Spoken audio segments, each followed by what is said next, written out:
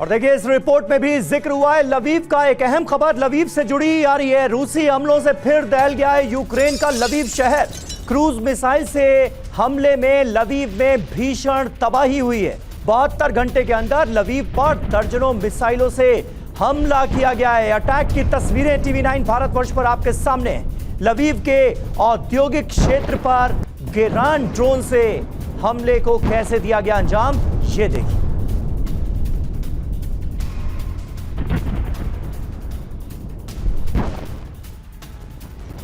और खास बात यह है कि रूस यूक्रेन की इस जंग में ईरान की भी एंट्री हो गई है। ईरान ने रूस को बैलिस्टिक मिसाइलें भेजी हैं। कम दूरी की बैलिस्टिक मिसाइलें भेजी गई हैं।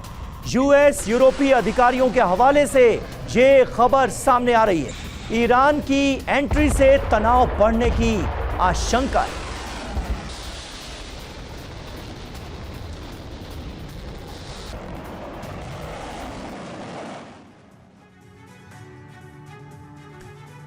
और आइए अब आपको बताते हैं कि ईरान के पास कौन कौन सी मिसाइलें हैं और उसकी खासियत क्या है। जंग में बैलिस्टिक मिसाइल देखिए अमेरिका को आग बबूला कर रही है। ईरान के पास बैलिस्टिक मिसाइलें 3000 से ज्यादा हैं। रेंज 300 से 3000 किलोमीटर। अब आपको बताते हैं कौन कौन सी बैलिस्टिक मिसाइलें हैं। शहाब 3 मीडियम रेंज की बैलिस्टिक मिसाइल है। इसकी रेंज है 1000 से 2000 किलोमीटर, ये इसकी रेंज है। गदर मीडियम रेंज की बैलिस्टिक मिसाइल, रेंज 1800 से 2000 किलोमीटर। इसके बाद एमाद जो कि मीडियम रेंज की बैलिस्टिक मिसाइल है, रेंज है इसकी 1700 किलोमीटर तक। खुर्रम शहर मीडियम रेंज की बैलिस्टिक मिसाइल ये भी है, इसकी रेंज है 2000 किलोमीटर तक। इसके अलावा खैबर शेकन मीडियम रेंज की बैलिस्टिक मिसाइल, रेंज 1450 किलोमीटर। इसके बाद सेजिल जिसकी रेंज 2000 से 2500 किलोमीटर तक है। और पुतिन की सेना कुर्स्क का बदला लेने के लिए कई इलाकों पर कब्जा करती जा रही है। कीव की तरफ बढ़ते सैनिक यूक्रेनी सैनिकों को पीछे धकेल रहे हैं। अब ज़ेलेंस्की के सामने संकट है कि वो कुर्स्क बचाएं या फिर रूसी सैनिकों को रोकें। इस बीच नाटो ने नई रणनीति बनाकर पुतिन की बेचैनी बढ़ा दी है। यानी यूक्रेन की मदद कर रहा नाटो अब सीधे युद्ध में कूद सकता है।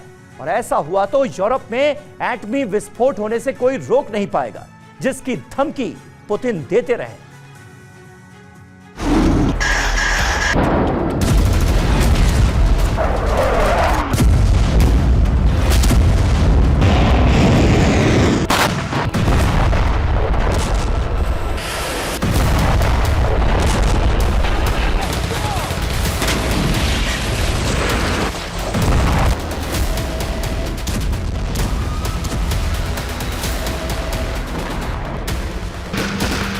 कुर्स्क में यूक्रेन आगे बढ़ रहा है, लेकिन रूस ने उसका रास्ता रोक दिया है।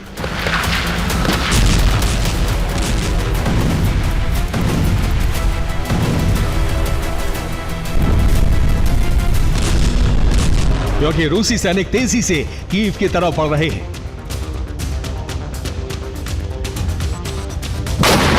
इस बीच रास्ते में जो भी आ रहा है वहां कहर बरपा रहे हैं।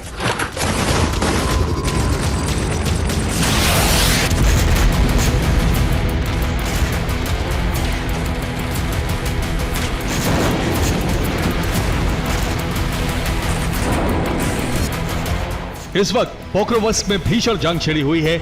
ज़ेलेंस्की के सामने संकट पैदा हो गया है कि पोक्रोवस्क बचाएं या फिर कुर्स्क में विजयी अभियान को आगे बढ़ाएं, क्योंकि कुर्स्क में रुकने का मतलब है कि यूक्रेन का बैकफुट पर आना, और पोक्रोवस्क में रूस को रास्ता देने का मतलब है सरेंडर के लिए मजबूर होना।